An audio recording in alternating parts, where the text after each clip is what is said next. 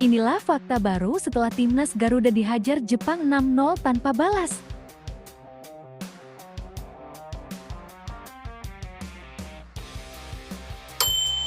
Tidak dapat dipungkiri, fisik dan stamina JNZ dan kawan-kawan sudah loyo menit 60.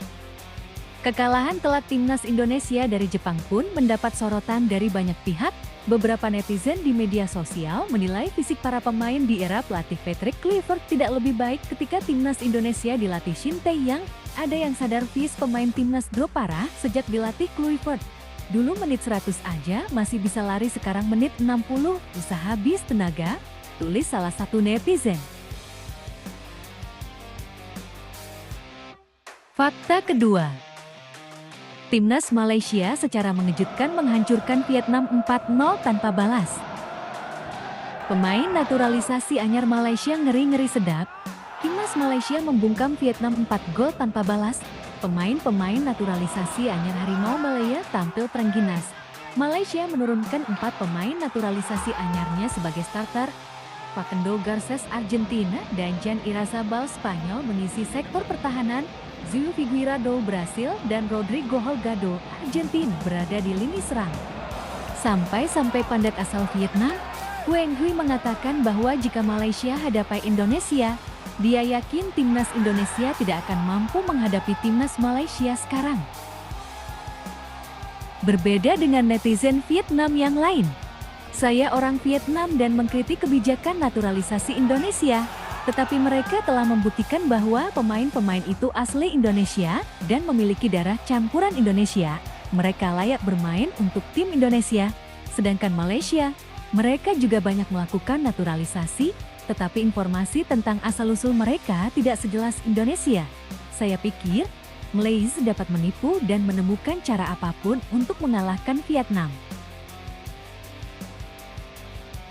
Fakta ketiga. Timnas sepak bola Indonesia mendapatkan hadiah jam tangan Rolex dari Presiden Prabowo setelah menang melawan China dalam laga kualifikasi Piala Dunia ke-2026.